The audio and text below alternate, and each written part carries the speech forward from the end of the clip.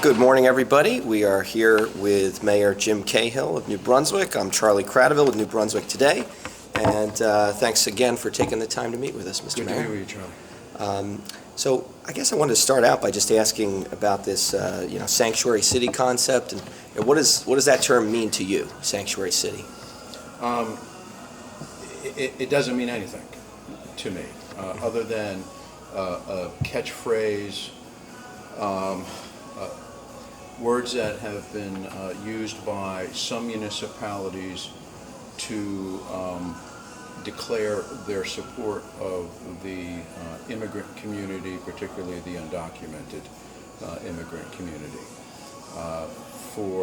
But it has no legal definition, it has no real definition, and it is, so to declare one a sanctuary city has no legal impact or import. Okay, so you safe to say you think it would be a mistake to make that declaration, or do you have anything to lose by using the term? Oh, you conceivably could lose something. I don't know that it's a mistake, but I don't. To take action that is unnecessary gets you where? I'm just saying, what's the harm? What is the harm? Are you fearful of losing federal funds from the Trump administration? Well, that is a potential ramification, although that's not the reason or that we have refused or not refuses or not taking the steps to declare the city a sanctuary city. The city's not in the business of doing things that are unnecessary. I mean, we have enough stuff on our plate to do things that are important and that advance us. If you look at all of the things that a sanctuary city declares themselves to, those towns that declare themselves to be, you're not going to find a more welcoming community than New Brunswick. So rather than simply use phrases or words, we rely on our history. We rely on our practice, our past practices, as well as what we do currently. And you will not find a more welcoming city than the city of New Brunswick, not only to the immigrant community, but to everybody.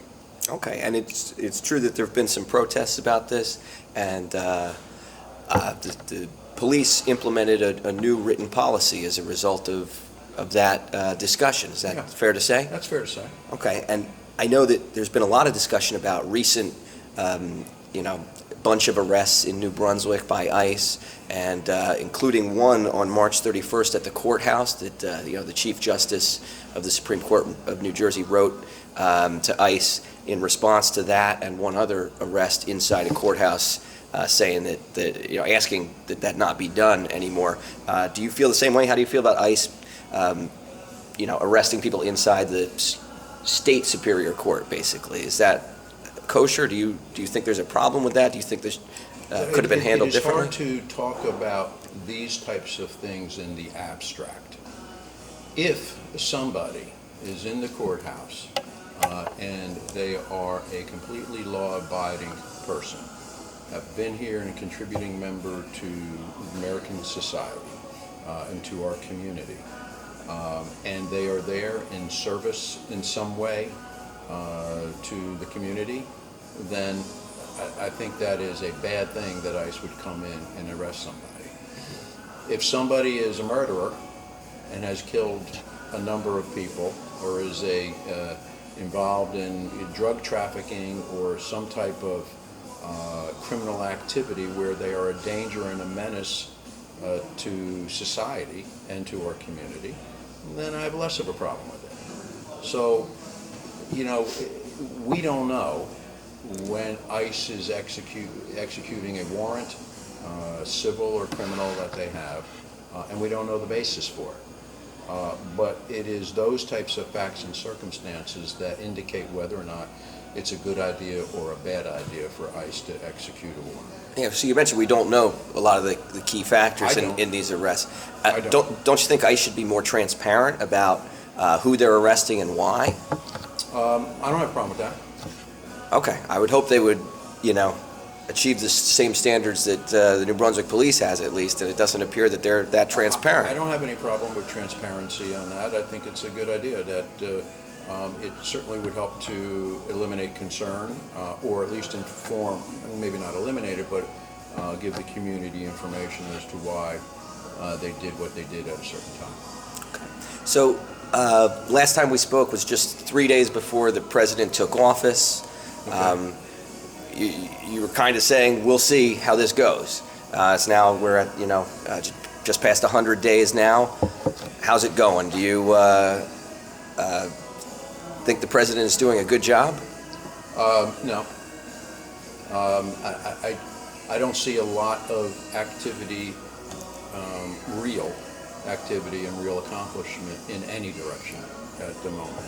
I think government is in quite a bit of lockdown. The inability for Congress and the president to work together, the inability of Congress to work among itself in a more cohesive fashion, I think has brought government almost to a halt, literally. Although I understand that they've funded or are likely to fund the continuation of government on a temporary basis until September, but I think that right now federal government is a bit chaotic. Yeah, have you ever seen anything like this before? No. Right, it's unprecedented. So, I've seen Congress in gridlock, but I've not seen the machinations that take place between the president and Congress and the president and the world. Sure, and so I want to ask. There have been a number of scandals about the president in the short time he's been in office, and of course he's good friends with our governor here in New Jersey, who's had more than his fair share of scandals. How do you feel about the impeachment of either or both of those officials? Do you think do you support the impeachment of Governor Christie and or Donald Trump? Well, let's start with the governor. In order to impeach somebody, you got to have a real basis. And while there's a lot of innuendo, speculation, et cetera, as to whether or not the government was or was not involved in any of these incidents, it has yet to be proven. So, should we, one way or the other, Governor Christie will be out of office at the very beginning of 2018. We are now some 8 months from that, if my math is correct. 7 months. Mm-hmm. I don't know what specific type of proof there would be to support an impeachment process. I do not believe it would take place and be completed within a 7-month process, a 7-month period. Mm-hmm. And I don't know if it's worth taxpayer dollars at this point in time to proceed on something that I have no idea whether or not it would be successful, because I'm not familiar with the detailed evidence that would be presented by somebody who was handling the impeachment process. Would you think there would be, would you think it might be in the best interests of the state if it prevents Governor Christie from becoming the next U.S. Attorney General, or, getting a position of power, maybe being put in charge of ICE, Homeland Security? Well, I don't know. Look, again, that's an indirect play. Let's impeach him so he doesn't become anything else. If you have evidence to support the impeachment process to make it successful, you should have that same evidence, which should prevent him from becoming something down the road. So if he were to go up for a U.S. Attorney's nomination for the state of New Jersey, a position he held before, mm-hmm. There is a review process. There is a nomination process. There's a hearing that goes through Congress, and that's where it is best vetted for that particular position. Whether he goes on Mike and Mike or Mike and the Mad Dog or any of those other shows, they can do their own vetting process. Sure. But to impeach, because you should impeach because you have the evidence that supports an impeachment process. In the absence of that, you shouldn't pursue it. If you shouldn't pursue it because you're worried about what he might become when he's done being governor. There are other processes for that. And about the president, you're the same view? You don't think there's enough Well, certainly, proof? I don't think there. Look, I don't have the information that a lot of other people have. So it's obvious that the Senate and the House are looking at things. The FBI is looking at things, but yet nobody has come forward with anything very specific at this point in time. So I think it has to play out. We've seen in the course of the presidential campaign the different roles that are kind of new to the FBI and the intelligence community, where during the course of a campaign they're actually opining on certain things about criminal investigations or investigations that they're undertaking for whatever reason. And that's never happened before. And so my sense is, whether you like Trump or don't like Trump, or whether you liked Hillary Clinton or don't like Hillary Clinton, that there's a process that needs to be pursued.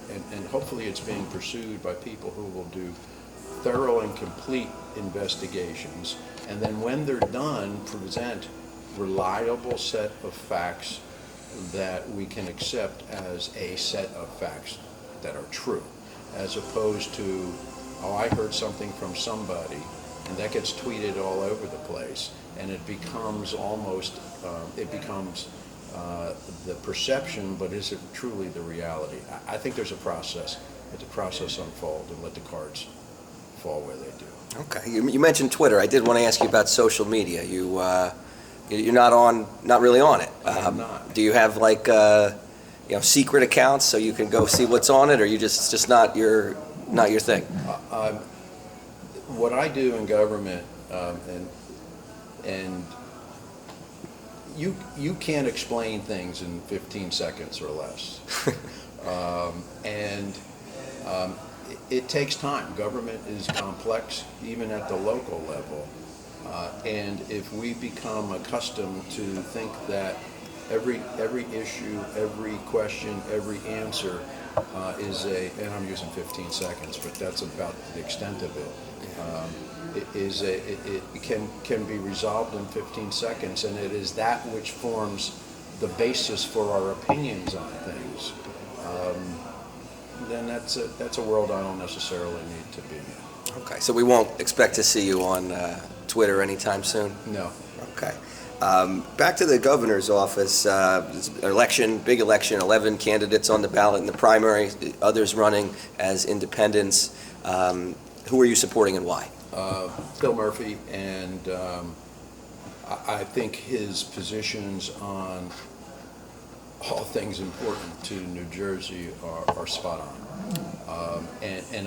What I particularly like about it, his positions, is the ability to understand that government is not the answer to everything, but that it really fills all the gaps that the private sector and the civic sector cannot or are unwilling to perform. And secondly, it does so with a real fiscal plan. One of the things that I think from a government perspective is to recognize is that economic development, economic stability produces the revenues that the government entity needs in order to supply the services to those in need. I think that Phil Murphy is right on the money when it comes to his positions on economic development, fiscal responsibility, and the ability to provide service to all residents in the city of New Brunswick, middle class, including those who are most vulnerable and those most in need. So tell me more about Mr. Murphy. How long have you known him? Have you met with him? What do you think he's going to do specifically for the residents here?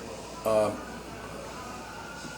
I've known him since the beginning of the campaign, since he first started to get involved, starting to test the waters, if you will. I've grown to like him a lot. I liked him instantly. He's a very engaging individual, very friendly, very outgoing, and tells you specifically what's on his mind. He is a great listener, is not afraid to exchange ideas and information and hear what you have to say, and I think that as a result of that, he continues to improve and learn, as we all do, in the jobs that we do. That's a refreshing approach for any elected official that goes into office thinking they have all the answers. The one thing you know is that they don't. And Phil Murphy strikes me as the kind of guy that's a real people's person, that wants to hear what people think, because it helps him formulate the processes to address what this state needs to see happen. Specifically for New Brunswick, we're kind of an ideal community for a guy like Phil Murphy. He understands fiscal responsibility, and as does New Brunswick. Understands economic development, the importance of jobs, and jobs for people at all income levels, and that's what New Brunswick's all about. But he also understands the importance of delivery of government services, making sure that you do the basics, like using New Brunswick as an example. You can build a great new building, but at the same token, if you didn't pick up somebody's garbage that morning, then you failed in a significant way. He understands the delivery of services or the benchmark of what government is all about. But to protect those that need protection, that includes the middle class from overtaxation, overburden, regulatory types of things that sometimes we just sit there and and to those that are most in need, to create opportunities for those who need a little bit of help to get into the mainstream of things. And so any Democrat running for governor in New Jersey is going to really hope to get strong support from college students. And New Brunswick, home to the largest collection of those potential voters there. Tell me, would you support having polling places in the student centers in New Brunswick like they have in Piscataway to facilitate college students voting? It's a conversation that's taken place since I've been in office. We have one polling place on a campus, if I remember correctly, and that's at the Labor Center out at the Rutgers Labor Center. Mostly not used by students, right? That's more... I don't know. Okay. I know it's a Rutgers building. It is. It is indeed. Students use it or not, I don't know. But it is on their campus. The question becomes, and this is what we've gone through over the years, to put it in a student center implies that that is the most convenient place for students, but it's not necessarily. If you live, for example, on Hamilton Street, and your voting district, your poll place is Lincoln School, which is more convenient? It depends. And for everybody, it could be different. If you are not a person that goes to the student center, and you know as well as I do, all students don't go to the student center. And so the Lincoln School is closer to them. If you live over on, towards Richardson or Huntington, and you live in that neck of the woods, the senior center, which is a polling place, is a convenient place. So I guess what I have is a difficult time at the end of the day for people who talk about the importance of the ability to exercise the right to vote, that they just want, roll out of bed, and vote. So if it's all about convenience, then why not do it electronically? Why not do it on our cell phones? Why not do it on our computer? Why not, we have vote by mail now. You can vote by mail. That's a good thing, right? It brings more people to the process. I have Yeah. no problems as long as there's a security element to this. Then we make sure that the right person is voting in the right spot. Then that's all great. So I have no problem about convenience, but for the limited number of students that may be in a student center on a given day, it is not necessarily more convenient for the vast majority of students. Just to discuss a little further, I think like the Lincoln School is 100 years old, and you've got really young kids there, so it's kind of a unless school is closed for the day, Generally is. well, but not for every election. Not for every election. And so just as a practical matter, wouldn't it make more sense to use the larger space of either the College Avenue gym or the Rutgers Student Center, where there's big parking lot behind it that you could reserve some parking spaces, make it easier to park, have larger space, not have the issue of the kids, and not be using really 100-year-old building. We don't have an building. issue with the kids because it's off into a section of the building that can be isolated for the day. Charlie, it's been a process that's been going on forever, Okay. and it is oftentimes a mantra that is used by people who want to curry favor, with Rutgers students without any detailed analysis. We've gone through this with Rutgers University. We've gone through it with the County Board of Elections, whose decision it is to make. There has never been a real strong push for it to be on the Rutgers campus. At the student centers. And what about all the folks who are not students?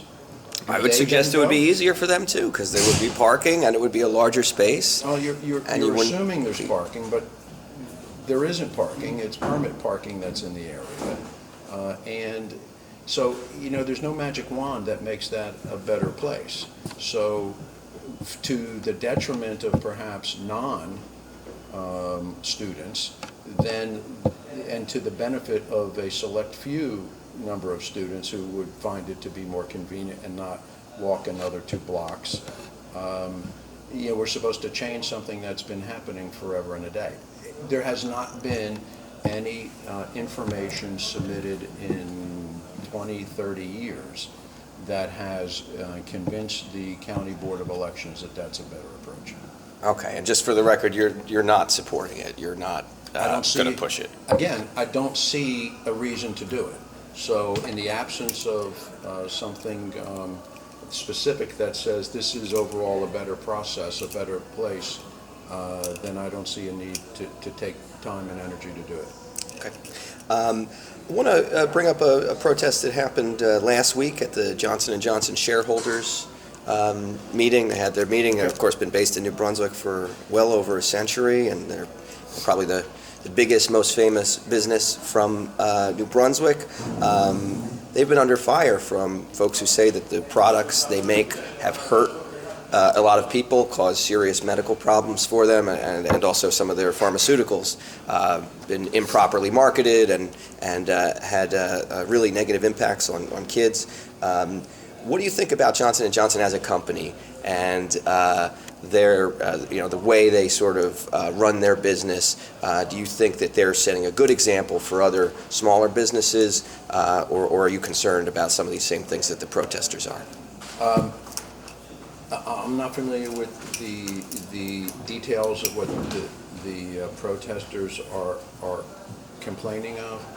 I suppose in the real world, that if you're the largest healthcare and health product company in the world, involved in all the different things that Johnson & Johnson does throughout the world, it shouldn't surprise that on occasion, on rare occasion, that something may go wrong. But that doesn't negate all the great things that they've done in their 130-year history.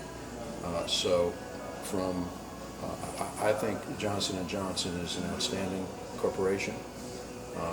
Their commitment to those they serve I think for as a business model is incomparable to any other corporation that I'm aware of, in a sense that they truly care about their consumers, they care about those they serve, they care about those that work for them, and they care about the doctors and nurses that they work with, and their willingness to get involved in the research that they do and the broad parameters of what they're engaged in, all for the benefit of better health.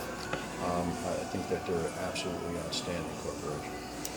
I want to ask about another big institution in the area would be Rutgers Athletics, the football program specifically, has recently admitted to committing NCAA violations.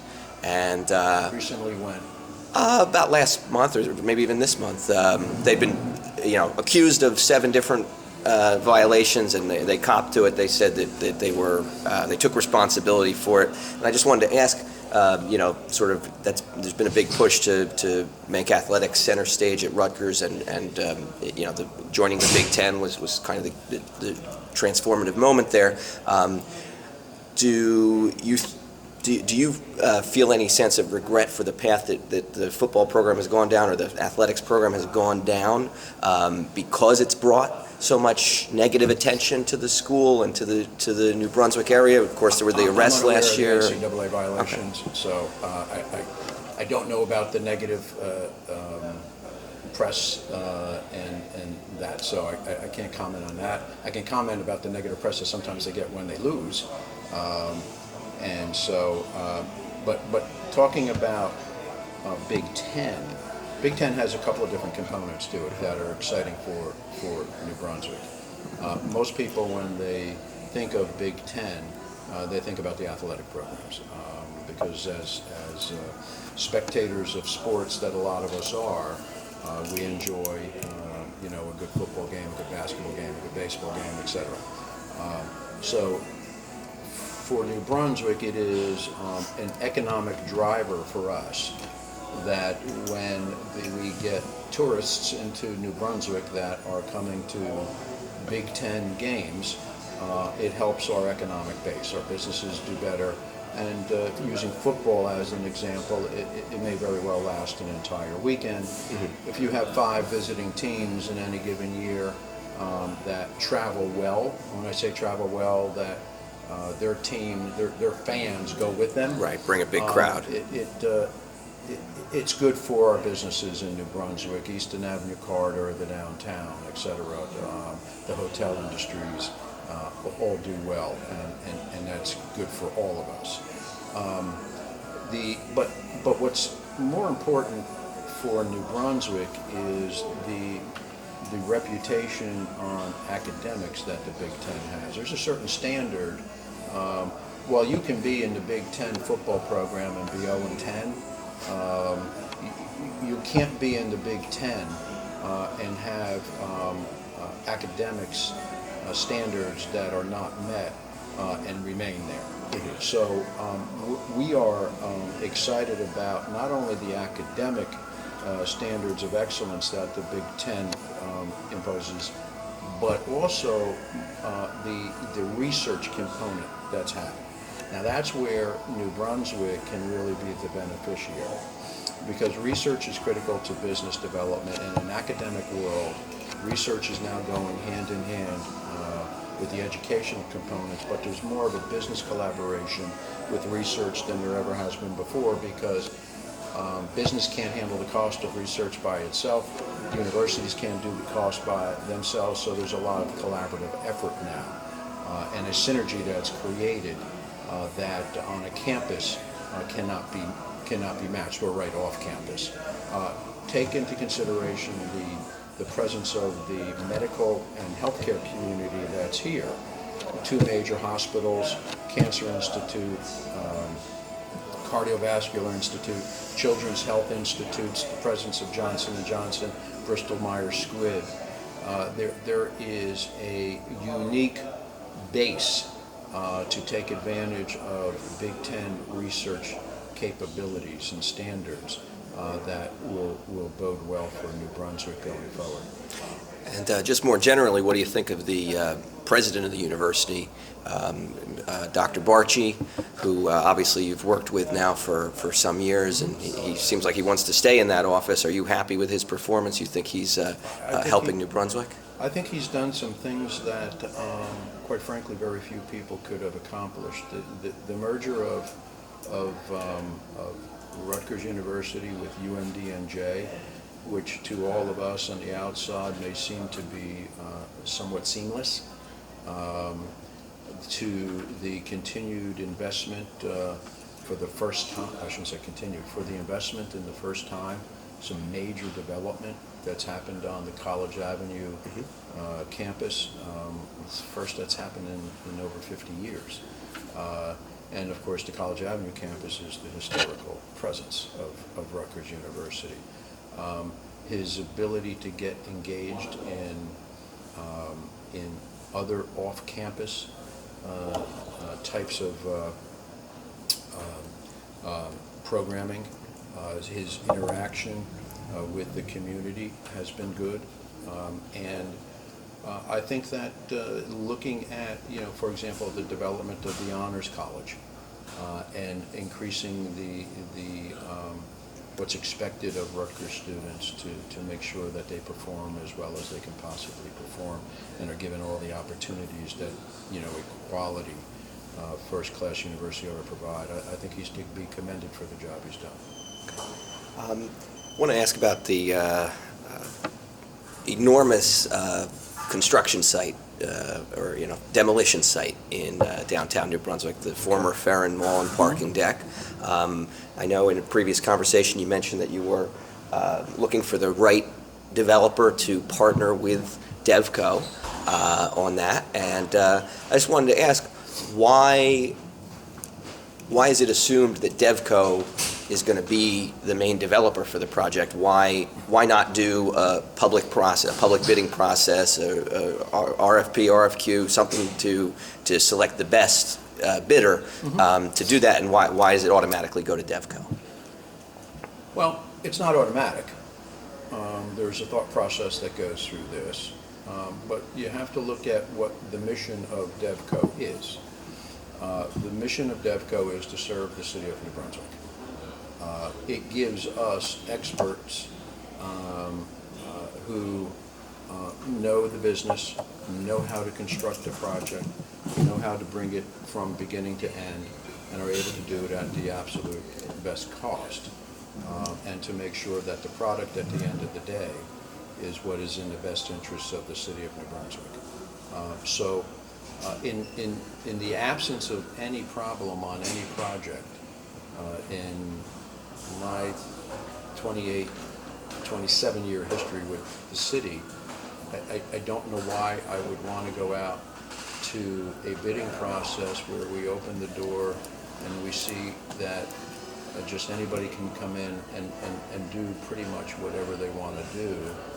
Yes, you have planning board approval. Yes, you have the ability to review and approve a product, but at the end of the day, the developer in those situations are looking at one thing and one thing only, and that's getting a return on their investment, not necessarily looking at what's in the best interest of the city of New Brunswick.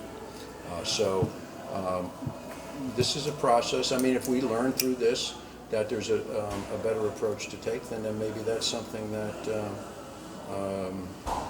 we'll take a look at. But for the time being, I don't see any reason for us not to continue to pursue the vetting process that we go through now. Okay, and so you mentioned that their mission is basically, you said, in the public interest or in the interests of New Brunswick. Yes. Well, then are they subject to the Open Public Records Act? Do they have the same transparency that the city does? No. Okay, so then isn't that just a way of basically avoiding the transparency requirements and public bidding processes for selecting all the contractors, No. all the people they hire? It's not a way to do it. They are a private, not-for-profit company. They are not government. Government has Open Public Records Act responsibilities. Devco does not. Right, and so isn't it basically a way to avoid those responsibilities? Well, your implication of your question is that that's the reason why it's done that way, and it's not. So if someone was interested in doing that, I suppose you could do it that way, but there's no mystery on who's involved in the products. You know, they're all identified. There's big signs that are put up, you know, when there's a development program going on, who's doing the development. It's put on websites. People can actually watch the development. So other than knowing who's involved in the project, what other thing would you like to see? Well, for starters, I think that you know, a lot of the projects that get done have a severe conflict of interest because the lawyer representing the developer is often the top lawyer for the county government. So, for instance, this cultural center project is the county is a partner in the project, chipping in $6 million, going to have some offices there. The man I'm talking about is Tom Kelso, you know him well, and he represents Devco, has for decades. Okay. Represents Penrose, the company that's going to do the property management. He's also involved in the cultural center and the arts groups. I mean, how does that not you know, raise a red flag that somebody is representing all the different sides of a development, including the public and private sides of it? Well, I suppose it depends upon what role that person is playing. So from the city's perspective, the role that I'm familiar with that Tom Kelso plays is he represents the applicant before the planning board. Now, each of the entities that you mentioned are parties to, I believe they're parties to, the cultural center application. Each of those entities have the same common interest that they want the project to go forward and be built. So there is no conflict if they're all of the same mind and want to see the same thing happen. So you are, in a sense, representing all of those entities, but and specifically the applicant, in looking to seek a common goal, and that is the approval of the project. Conflicts arise when parties may have competing interests. And all of those entities that are on board and signed on, either officially or unofficially at this point in time, do not have competing interests in the application process, the planning board approval process. So I don't see that as a conflict at all.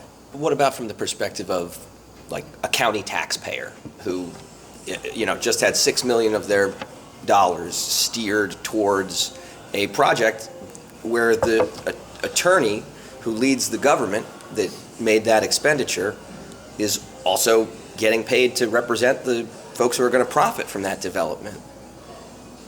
I mean, Penrose is going to make money off of this, right?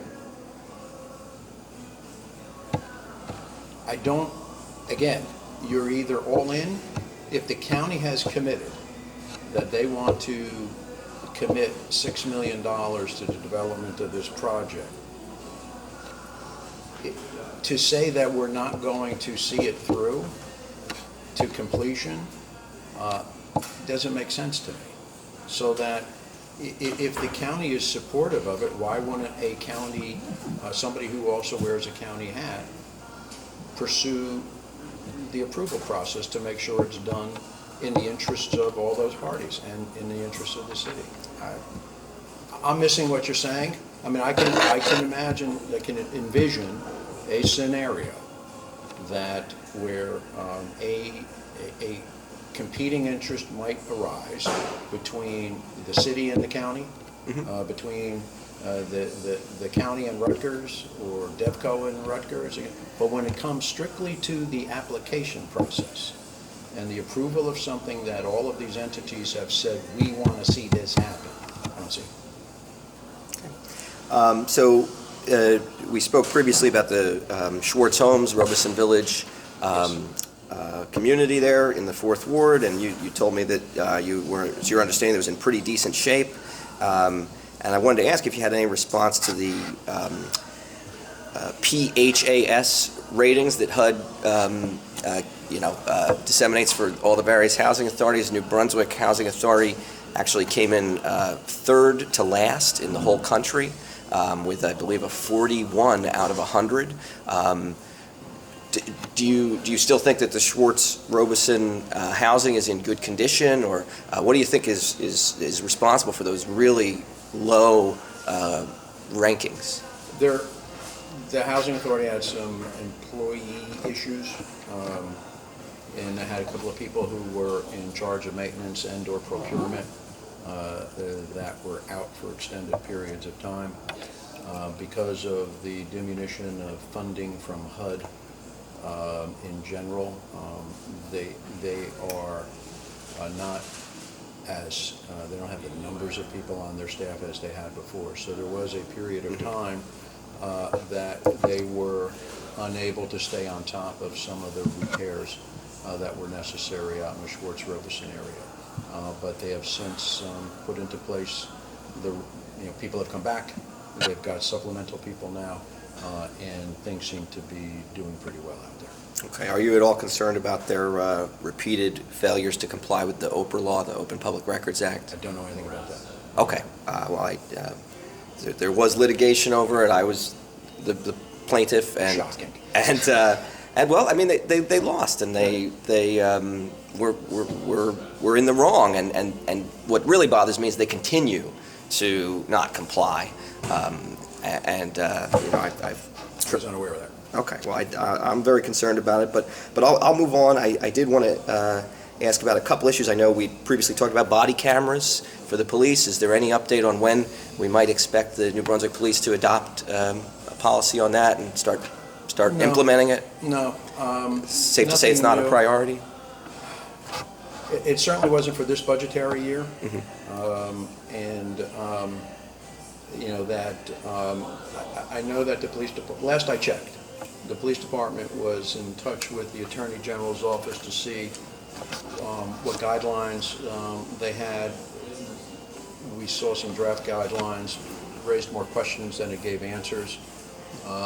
And we're also looking at the funding of the cameras and do we have to take them out of taxpayer dollars or is there outside sources? And I don't have any updated answers to those questions. Okay. Just wanted to briefly ask, the council voted to give themselves a raise and you signed off on it. Tell me, why do you think the council deserved a raise, the city council members? Their salaries have been frozen for a couple decades. Like all things, costs have gone up. The council is a hard-working group of folks, given the time spent, not only obviously of public meetings, which is somewhat limited, but their preparation, their involvement in the community, the being out and about takes up a considerable period of time.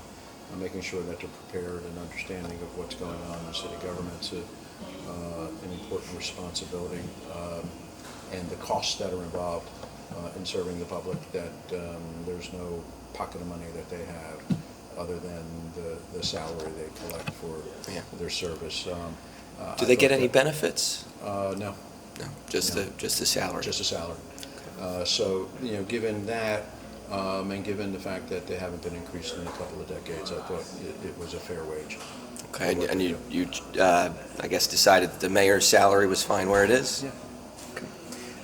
So I want to ask about the fire director is now driving privileges restored. Can you tell me what led you to make that decision to get the fire director another city vehicle and put him back behind the wheel? It's an important function of the job. It makes it facilitates his ability to do his job as best as he possibly can. So that's number one. Number two, he's gone. His driving record is fine. We've checked with the DMV. We continue to monitor it, so everything's fine with respect to that.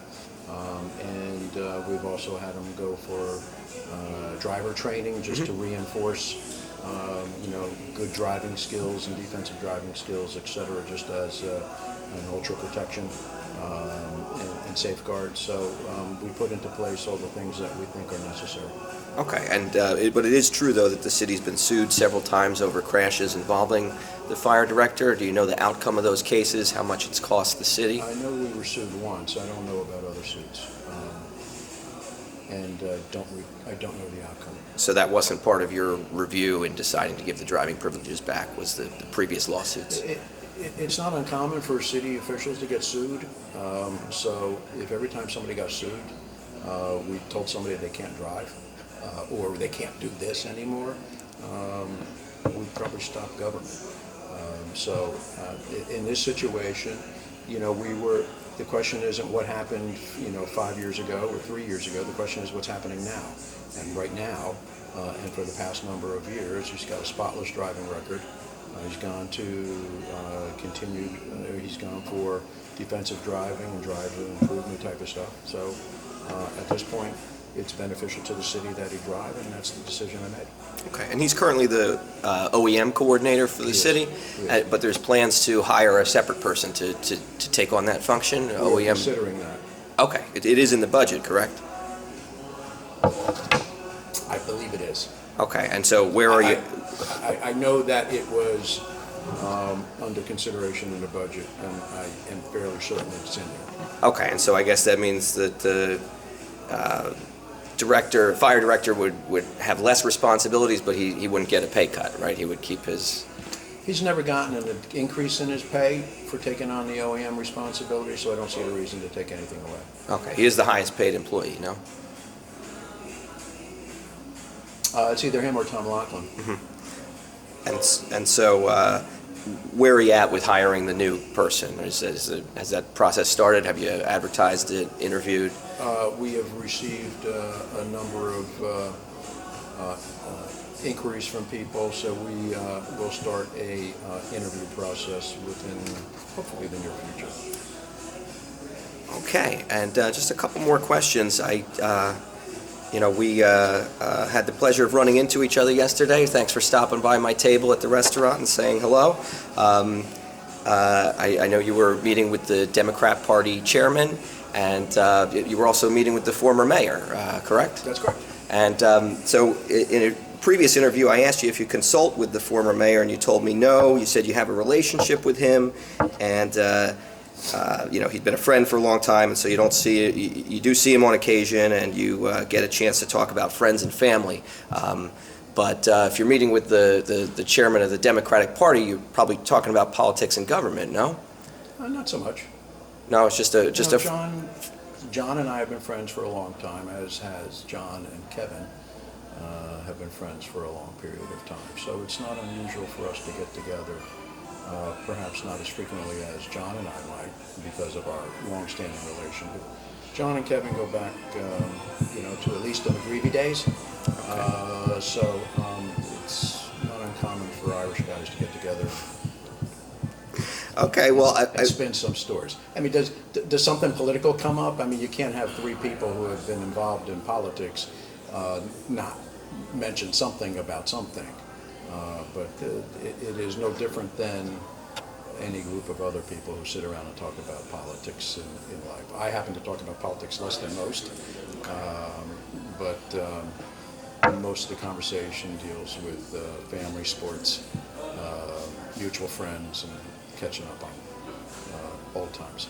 Okay. The last thing I wanted to ask about was give you a chance to respond to some of the concerns about the drinking water. I know, in particular, your neighborhood has had a number of issues with the water, and including one right near you involved an unauthorized opening of a fire hydrant, and so far haven't been able to figure out who the contractor was that did that. Is there any information you can provide about that incident or the other incidents where brown water or yellow water was coming out of the faucets in Rutgers Village? Well, there are two incidents that I know of within the last bunch of months, for lack of a better phrase.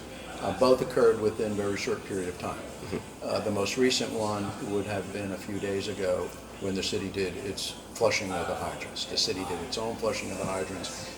which we do in the spring and in the fall. This is the spring out in Rutgers Village. So that has, as it always does, the resultant groundwater from flushing out the lines. So that would have been routine-ish, and as you know, there's no, while the water is aesthetically unpleasing, there's no problem with the water. We caution people, please don't do laundry, during that time period, but it's done overnight when people are less likely to be using water.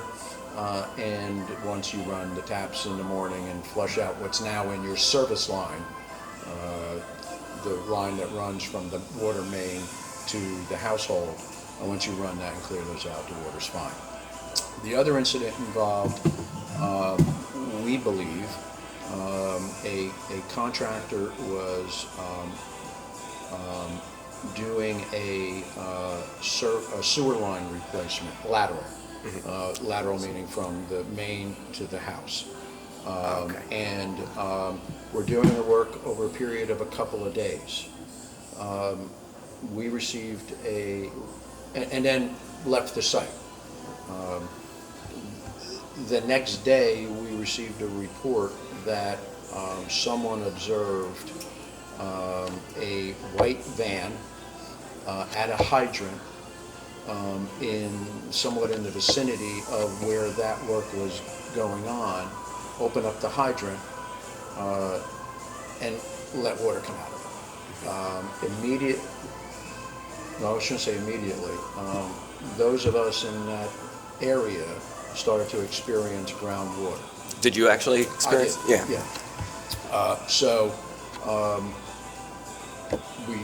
I called the water utility. They came out and flushed the line completely in that area. They also came out and tested the water, found it to be fine, other than discolored. When we looked to find out any information we could, we talked to the contractor who did the sewer line work, said that they weren't there, that it wasn't them. And what information we could find is that the van that was observed, that it had no markings on it, and so we have nobody to go after. We don't have a license plate number, we don't have a company name on it. All we have is a white van that somebody opened up a hydrant. Gotcha. So at this point, we're going to look to see what further information we could gather, but we're pretty close to a dead end, if not already there. Gotcha. And the last thing I just want to ask you, please, will you call on the housing authority to test the water at Schwartz Robeson for lead and copper? Sure. It hasn't been done. I'll have the water utility work with the housing authority and do the testing. Okay. We can do that. Okay, I just think it's a long time coming, though. You know how old those buildings are, and Sure. There's a lot of vulnerable people living there. So I would personally appreciate it if you could make that happen. No problem. The age of those buildings are not necessarily indicative of a problem, but you know what? It doesn't hurt, so why not? Terrific. Thank you, Mr. Okay. Mayor. All right, Appreciate your time. Have a great day. You too.